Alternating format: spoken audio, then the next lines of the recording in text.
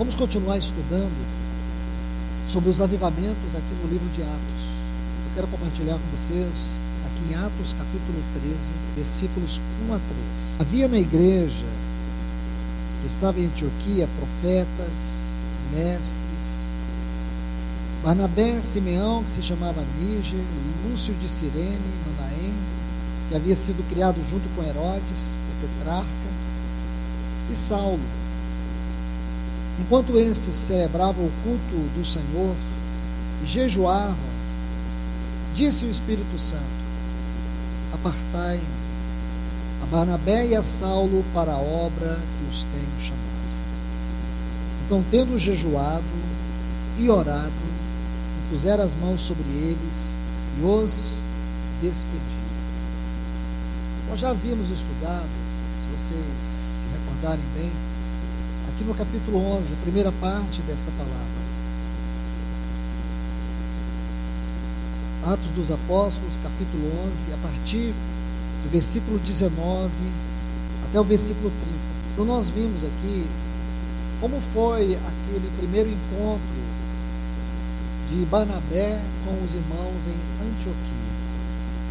E depois, como ele incluiu Paulo também nesta obra tão sagrada que o Senhor estava fazendo naquela igreja. A obra de Deus em Antioquia.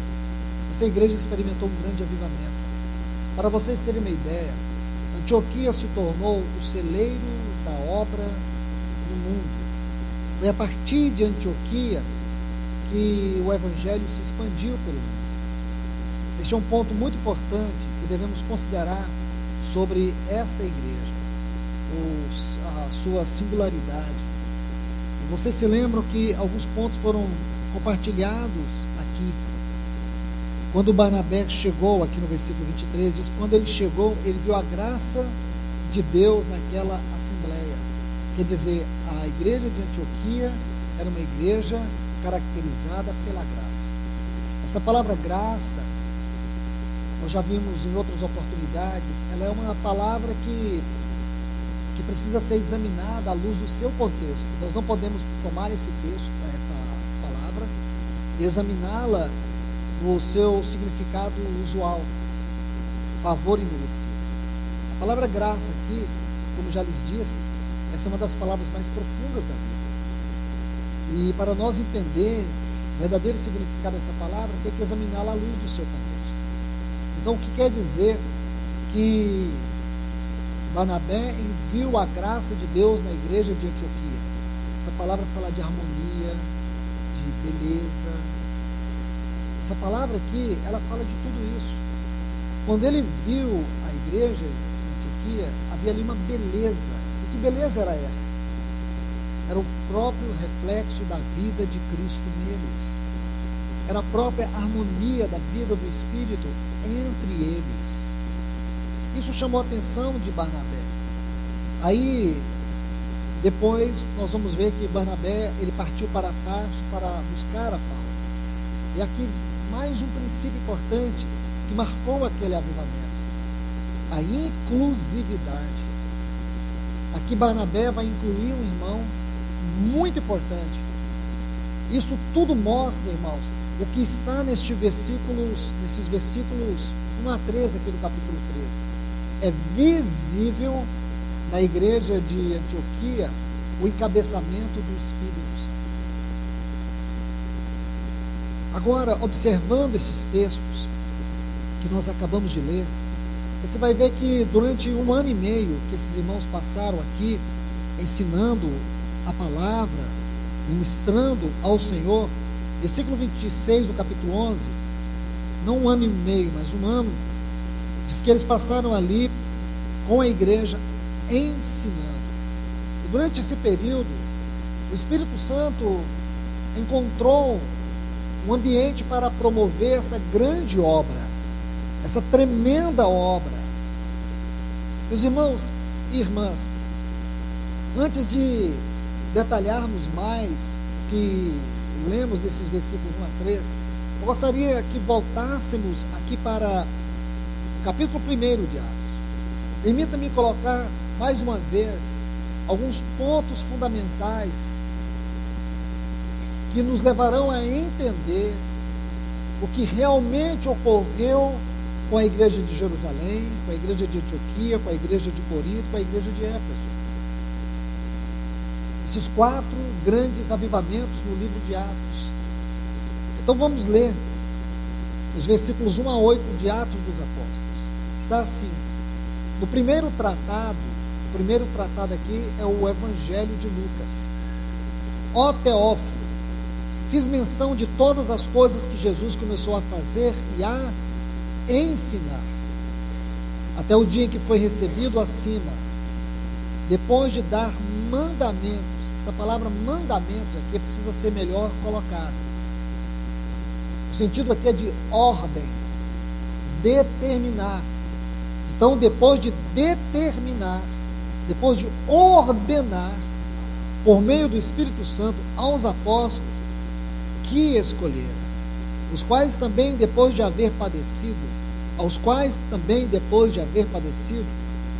apresentou-se vivo, nosso Senhor Jesus, ele apresentou-se vivo, com muitas provas incontestáveis, aparecendo-lhes, observe bem, durante 40 dias, e falando a respeito do reino de Deus. Estando reunido com eles, mandou, a palavra aqui mais uma vez, ordenou, que não saísse de Jerusalém, mas que aguardassem a promessa do Pai. Frase muito importante que precisa ser examinada: a promessa do Pai, a qual disse ele: ouviste de mim. Porque João, na verdade, batizou com água, mas vós sereis batizados com o Espírito Santo não muito depois desses dias. Então os que estavam reunindo lhes perguntaram, dizendo: Senhor, restaurarás tu neste tempo o reino a Israel? E disse-lhes: não vos compete conhecer os tempos ou as épocas em que o Pai reservou para a sua própria autoridade, mas recebereis poder ao descer sobre vós o Espírito Santo, e sereis minhas testemunhas, tanto em Jerusalém, Judeia, Samaria e até os confins da terra. Vamos olhar esses textos aqui primeiro, para que entendamos melhor o que está escrito ali no capítulo 13 do livro de Atos, acerca da igreja de Antioquia. Meus irmãos e irmãs, observemos um detalhe que muitas vezes não damos muita atenção. Nós sabemos que o nosso Senhor Jesus, ele viveu aqui nesta terra 33 anos, 6 meses e 40 dias. Se ele viveu um pouco mais ou um pouco menos, nós não temos muito o que dizer. O que temos a dizer é que a Bíblia fala isso: 3 anos, 6 meses, 30 anos, 3 anos, 6 meses e 40 dias. E cada um dos períodos da vida do nosso Senhor tem um significado particular. Este último, de 40 dias, geralmente nós não damos tanta atenção. Eu não sei se você alguma vez gastou algumas horas para estudar sobre estes 40 dias. Porque esses 40 dias, eles são extremamente importantes. Desprezá-lo significa abandonar o verdadeiro resultado e a glória da obra de Cristo. Nos detendo naqueles 3 anos e 6 meses, nós podemos dividi-los assim. Durante aqueles 3 anos em que Jesus caminhou desde Nazaré até o Monte Hermon. Ele caminhou desde Nazaré até o Monte Hermon. Se você estudar o livro de Lucas, você vai ver essa didática muito bem. Estudando Lucas, capítulo 1 até o capítulo 4, você vai ter os 30 anos da vida humana do nosso Senhor. E se você estuda até o capítulo 4, o que é que você tem? A vida humana do nosso Senhor, o homem que foi aprovado diante de Deus. Do capítulo 4 até o capítulo 9, nós temos o ministério do Senhor. Então, do capítulo 4 até o capítulo 9, nós temos 3 anos da vida do Senhor. E do capítulo 9 até o capítulo 24, nós temos apenas os 6 meses finais da vida do Senhor. Veja quantos capítulos Lucas dedica para falar apenas de 6 meses da vida do Senhor. Não é curioso isso, irmãos? Ele gastou mais tempo falando daquela última parte, do Hermon até o Gólgota. Então nós temos os seus 30 anos. Ele sai de Nazaré e vai até o Jordão. Depois do Jordão, ele vai pela Galileia, pelo seu ministério, e depois de pregar por toda aquela região, ele volta até o Hermon, 3 anos. E depois ele desce do Hermon e vai até Jerusalém, 6 meses. Ele morre, ele ressuscita, ele vai até o trono da glória, depois ele desce. Passa 40 dias aqui na terra. Já pensou nisso?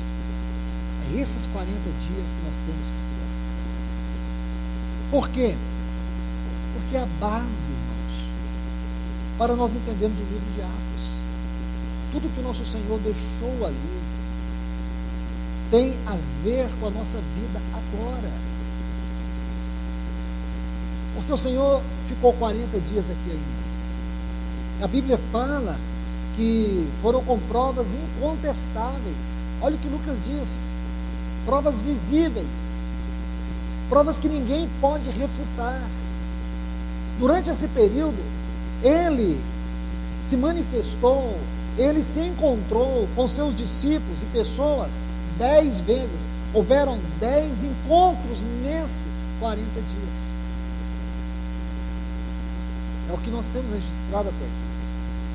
Pode ser que tenha outros, mas até onde eu consegui encontrar, são 10 aparições do nosso Senhor nesses 40 dias. E Lucas, ele vai narrar algo aqui para nós. E esse versículo 2 diz assim: até o dia que foi recebido acima, depois de dar mandamentos, ordem, determinações. Então o que o nosso Senhor fez aqui durante aqueles 40 dias? Ele deu determinações. Ele trouxe ordens. Aqui a palavra mandamentos, não são os 10 mandamentos. A palavra correta é determinações. Ele ordenou, ele determinou os seus discípulos. Outro ponto que nós vamos ver no final do versículo 3, diz que durante esses 40 dias, o assunto principal dele era o reino de Deus. No versículo 4, diz que estando reunido com eles, essa palavra reunido, é o sentido de congregar juntos. Ele esteve congregando junto com eles. Agora o nosso Senhor não estava andando pelas ruas de Jerusalém. Durante esses 40 dias, ele não ficou andando com eles, nem pregando para o mundo o evangelho. Ele ficou só com a igreja, só com os seus discípulos. Esses 40 dias foi o seu ministério sendo expressado de maneira mais íntima. Nós podemos ver aqui que nesses 40 dias a intimidade do Senhor estava sendo revelada para aqueles discípulos. Guarde isso, irmãos. Ele deixou 40 dias reservados só para os seus discípulos. Mais ainda, diz, mandou-lhes, lhes deu ordem que não saísse de Jerusalém, mas que aguardasse a promessa do Pai. Havia uma promessa, Deus. Uma promessa. Vamos em Lucas, capítulo 24, versículo 49. Já lemos, estudamos essa promessa. Apenas quero fazer menção dela mais uma vez.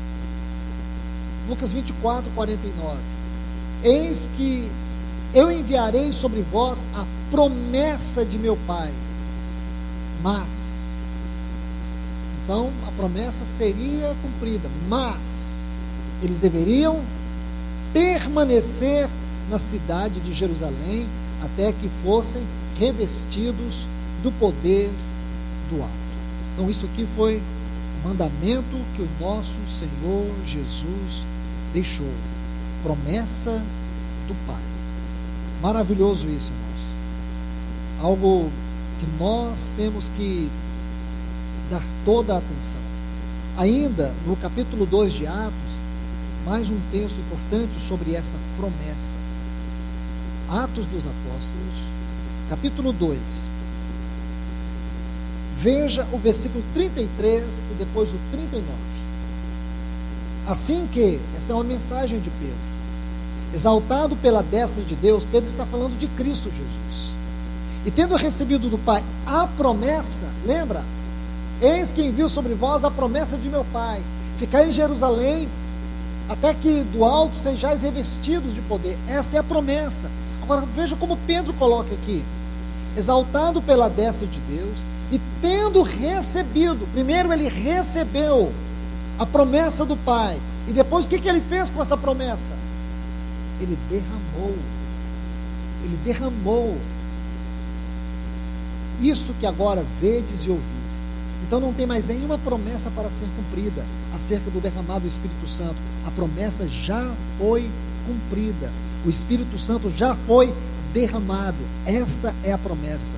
Nós não temos uma promessa do Espírito Santo para receber. Nós temos que viver a promessa já derramada, já recebida. Versículo 39. Olha esse texto, a beleza dele.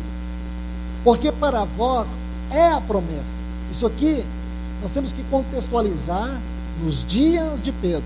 Então Pedro está dizendo: porque para vós é a promessa, para vossos filhos e para todos os que estão longe, nós, para quantos o nosso Deus chamar.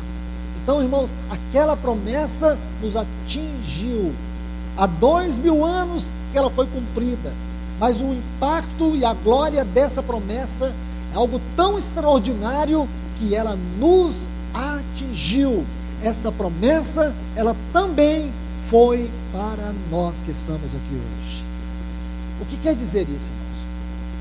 Tudo que nós lemos acerca do Espírito Santo no livro de Atos é para nós. Tudo que nós vemos o Espírito Santo fazendo no livro de Atos é para nós. É nosso direito, é nossa responsabilidade. Quando nós nos divorciamos deste livro e o colocamos apenas como parte da história do cânon bíblico, nós estamos simplesmente profanando a obra de Cristo Jesus. Nós estamos tomando aqueles 40 dias e colocando um ponto final naquilo, e não tem um ponto final. Você já leu o último capítulo do livro de Atos? Vem comigo aqui no último capítulo do livro de Atos. Deixa eu te mostrar algo muito curioso sobre esse último capítulo. Atos dos Apóstolos, o capítulo 28. Leia comigo o versículo 31. Observe aí, coloque os seus olhos neste versículo. Pregando o reino de Deus, ensinando acerca do nosso Senhor Jesus Cristo, com toda liberdade e sem obstáculo. E o que mais, irmãos? O que vem depois deste versículo? Teria que vir a continuidade da igreja de Atos. Você viu que o livro de Atos não tem conclusão? Já passou pela sua cabeça? Não há uma conclusão nesse livro. Olhe para esse texto, tem uma conclusão. Leia as cartas de Paulo, elas têm conclusão. Leia os evangelhos, você vê a conclusão. Mas quando você chega neste livro, ele não tem conclusão. Apocalipse tem conclusão, Atos não tem conclusão. Por que Atos não tem conclusão? Porque a história do Espírito Santo com a igreja ainda não terminou. Nós podemos acabar com ela na nossa experiência, mas ela não terminou. Nós podemos ignorá-la, mas ela não terminou. Nós podemos deixá-la de lado, mas ela não terminou. Estão vendo, irmãos? Ela não terminou. E isso é sério. Nós precisamos ler a palavra de Deus de maneira séria. Porque esses avivamentos aqui ocorreram. Ocorreram como? Como uma obra natural do Espírito Santo na igreja. Hoje a obra do Espírito Santo na igreja, ela deixou de ser natural. Hoje ela é sobrenatural. Por que sobrenatural? Tão pobres nós ficamos. Tão frios nós somos. Tão carnais. tão distantes. Aí a obra agora tem que ser sobrenatural. Aquilo que para eles era tão natural, orar e pedir a Deus que enviasse seus anjos para quebrar cadeias e libertar os seus servos, era uma coisa natural da igreja. Orar fervorosamente era uma coisa natural da igreja. Hoje, orar mesmo, ter uma reunião de oração, é um sacrifício. Nós estamos escrevendo uma história sem o Espírito Santo, irmãos. Nós estamos escrevendo uma história sem a inspiração de Deus. Nós estamos continuando a história da igreja sem o Espírito de Deus. E como que nós podemos concordar com isso? Irmãos, não é discordar do que está errado, do que tanta gente está fazendo de errado. É o que nós não estamos conseguindo fazer do que é certo. Temos a revelação, mas não temos a prática. Ouvimos, mas não recebemos. Caminhamos, mas não andamos no Espírito e não chegamos a lugar nenhum. Ficamos andando em círculo. Meus irmãos, isso é tão sério, porque cada vez que eu leio essas histórias dessas igrejas, eu sou desafiado a refletir sobre nós, sobre a igreja do Senhor nesse tempo. Você vê que há uma promessa do Senhor ali, há uma promessa de que o Espírito Santo seria derramado como poder. Ele já havia sido soprado pelo nosso Senhor Jesus em João capítulo 20, do versículo 19 até o 23, o nosso Senhor soprou o Espírito Santo, e eles receberam o Espírito como vida, agora como poder, vida, poder. Aqui você vê no livro de Atos, no capítulo 13, na igreja de Antioquia, o Espírito Santo falando. Como que é isso, irmãos? Para eles era algo muito natural o Espírito falar, para nós hoje é algo sobrenatural. Era algo sobrenatural. O Espírito fala. Você pode perceber, irmãos, tão simples é a leitura desses textos. Havia na igreja de Antioquia profetas e mestres, disse o Espírito. Com certeza o Espírito tomou alguém, usou esta pessoa e falou à igreja. E disse: separai-me Barnabé e a Saulo. Mas quem o Espírito Santo usou? Isso não é importante. Isso não é extraordinário. Isso era natural o Espírito falar, porque havia homens diante do Senhor que ministravam ao Senhor. Havia uma igreja que reunia. Olhe bem, irmãos, vamos ler devagar agora. Havia na igreja que estava em Antioquia profetas e mestres. Está vendo aqui?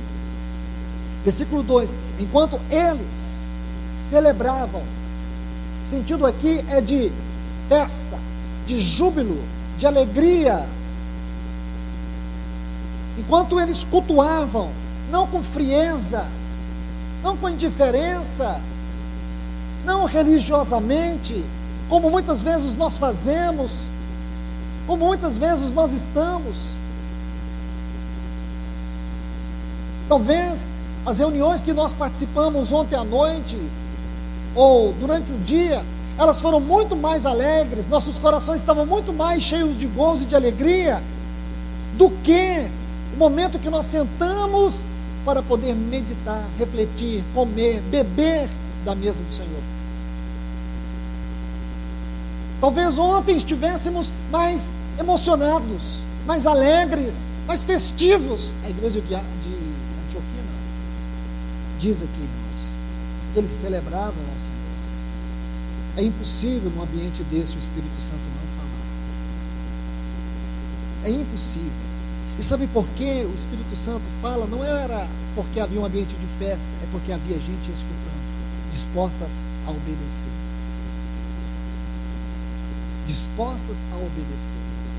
Irmão, irmã, quantas vezes você sabe que Deus falou com você face a face e você não fez o que Ele te falou? Quantas vezes você não se rendeu? Quantas vezes você não se quebrantou? Quantas vezes você não se entregou? Quantas vezes você não se consagrou quando Ele falou com você? Quantas vezes?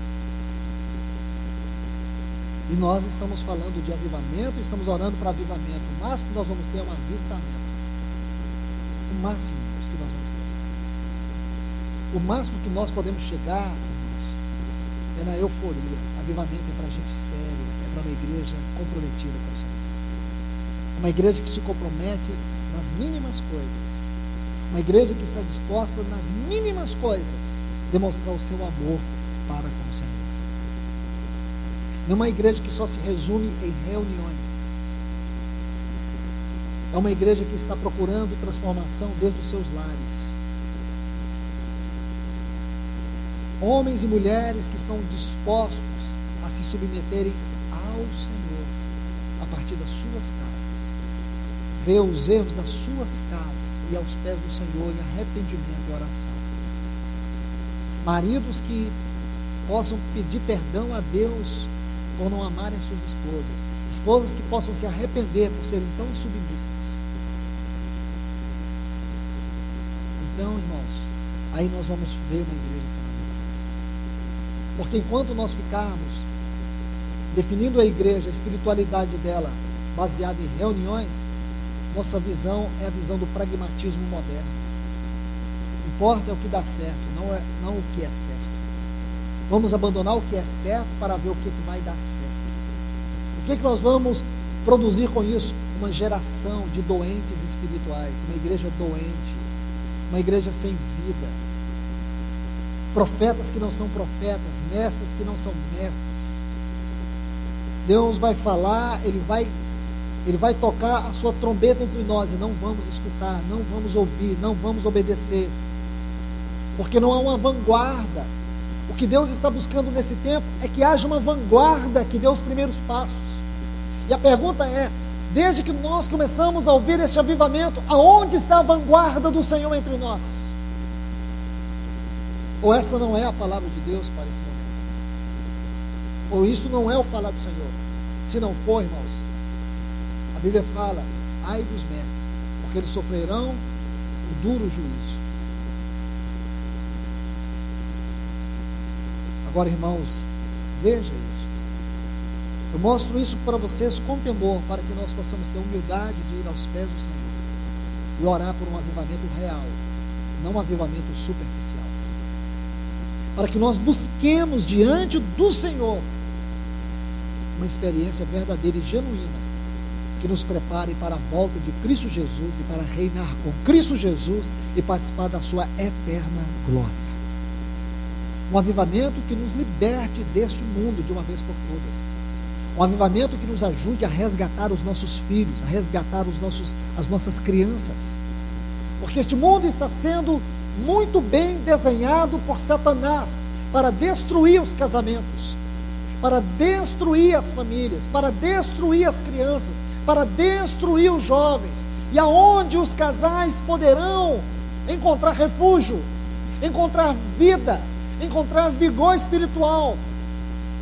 Aonde os nossos filhos vão encontrar uma palavra libertadora, poderosa, que os ajude a enfrentar este mundo perdido, pervertido, que está instalado em todas as instâncias da nossa sociedade? Aonde os nossos jovens vão encontrar força espiritual para serem confrontados com todas as formas de pecados?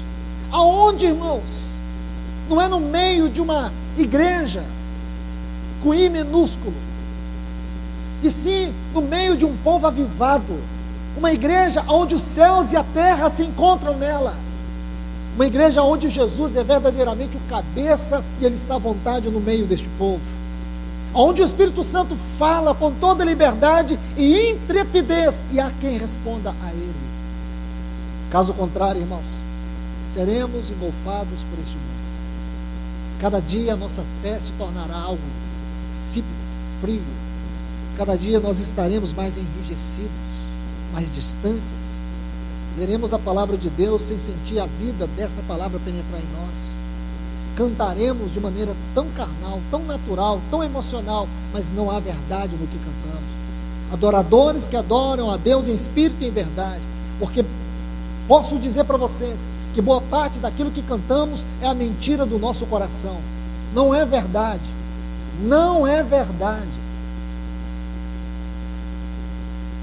Há pouco nós cantávamos uma canção que falava de prostrar, e nós não prostramos. Não existe verdade no que cantamos. Dizemos para Deus que Ele é tudo para nós, enquanto Ele não é nada, Ele não ocupa lugar nenhum na nossa vida. Nosso tempo, e a maior parte dele é ocupado com coisas que dizem respeito a nós mesmos e nunca ao Senhor. Nosso tempo de oração hoje é uma coisa muito insignificante na nossa vida, de maneira natural e espiritual. E cantamos que o Senhor é tudo para nós. É como se nós achássemos que Deus é tolo. E Ele não é. Ele é sério e é simples. Então, parece que o momento de louvor é o momento da mentira congregacional, não da realidade espiritual. Não o momento dos adoradores que adoram o Pai em espírito e em verdade. Tem canções que a gente canta que a gente nem sabe o que é. A gente canta porque está todo mundo cantando. Orações que nós fazemos, irmãos, que Deus, Ele olha, mas Ele não pode responder. Porque é uma oração que afronta a sua santidade, afronta a sua palavra, afronta a pessoa e a obra do seu filho. Olha essa aqui, esse ponto que eu falei sobre a promessa do Pai, não reforça aquilo que eu tenho insistido para vocês quando pedimos a Deus para andar no Espírito. Senhor, me ajuda a andar no Espírito, te ajudar a andar no Espírito. Andar no Espírito é uma ordem. Está aí, irmãos. Andai no Espírito e jamais satisfarei os desejos da carne. É uma ordem. Enchei-vos do Espírito, não vos embriagueis com vinho, no qual há contenda. Vinho aqui, irmãos, é uma figura do gozo deste mundo. Mas, enchei-vos do Espírito. Essa frase, enchei-vos do Espírito, é um imperativo, é uma ordem. Ó Senhor, dá-nos a Tua presença. Ele diz, onde tiver 2 ou 3 reunidos em meu nome, ali estarei presente. O problema não é o Senhor estar presente, o problema é que eu nunca valorizo sua presença. Eu não busco a sua presença como algo proeminente na minha vida e para a minha vida. Gasto a maior parte do meu tempo na presença de muitas coisas, depois eu quero a presença dele, como se eu tivesse o poder de controlar a presença dele, de querer ele, é só apertar um botãozinho e falar, Senhor, dá-nos a tua presença. Talvez a resposta do Senhor para muitos de nós é, sempre estive presente, e você nunca percebeu. Sempre fui até você, você nunca sentiu, porque você nunca quis. E se o Senhor for detalhar, irmãos, as suas misericórdias que se renovam todas as manhãs por nós, seus cuidados, seu amor, seu carinho em tudo, suas mãos protegendo, nos conduzindo, mas a gente não vê Ele, irmãos. A gente não percebe Ele. Meus irmãos, que o Senhor nos ajude nesta hora, porque se nós não encontrarmos este caminho do verdadeiro avivamento, vamos continuar com as nossas reuniões, com as nossas canções, com as nossas pregações. Porém, irmãos, assistiremos somente uma coisa religiosa, formal, e perderemos a vida e perderemos o poder. Mas uma geração poderá estar comprometida, porque o Senhor veio e nos visitou com a sua palavra. Lembra o que o Senhor diz em Lucas, matarão os teus filhos, e é tudo que o diabo está fazendo hoje, matando os nossos filhos. Os nossos filhos. Matarão os vossos filhos, derrubarão os teus muros, toda a tua proteção, porque não conhecestes o tempo da minha visitação. Eu só digo para vocês mais uma vez, que o Senhor está visitando a sua igreja. Talvez estejamos ouvindo as últimas palavras do Senhor, e nós temos que voltar para o Senhor. Não há, de maneira clara e prática, nenhuma reação. Não há. Que o Senhor tenha misericórdia de nós. Que Ele nos ajude, irmãos. Que Ele ajude esta igreja. Que o Espírito Santo encontre liberdade para falar, corações livres para ouvir e responder a Ele. E que esses 40 dias do ministério de Cristo possamos estudar isso todo zelo, com todo cuidado. Que o Senhor vos abençoe. Pai, no nome de Jesus, nós te louvamos, te agradecemos pela tua palavra, Senhor. E que nós possamos, mais uma vez, colocar o nosso coração aos teus pés, para escutar o Senhor falar a nós, falar de maneira clara, falar face a face. Pai, nos ajuda. Levante, Senhor, uma vanguarda de homens e mulheres que possam ir à frente, Senhor. Que possa tomar o jugo de Cristo e ir à frente, Deus. Para que possamos seguir suas pegadas. Pai, em nome de Jesus. Assim como o Senhor encontrou aquela igreja de Antioquia, aquele povo perseguido, sofrendo tantas oposições, mas ali estava um povo que amava o Senhor, que a tua palavra encontrou neles o lugar para trabalhar Cristo, para dar continuidade à obra de Cristo. Como assim hoje nós somos desafiados a continuar na mesma trajetória da igreja primitiva, escrevendo essas páginas do livro de Atos. Senhor, nos ajude. Nós clamamos pela tua ajuda, pelo teu socorro, através da tua palavra, através do trabalho do teu Espírito Santo entre nós, nos convencendo do pecado, da justiça e do mundo. Vem, Senhor. Nós clamamos a ti mais uma vez, no nome de Jesus. Amém.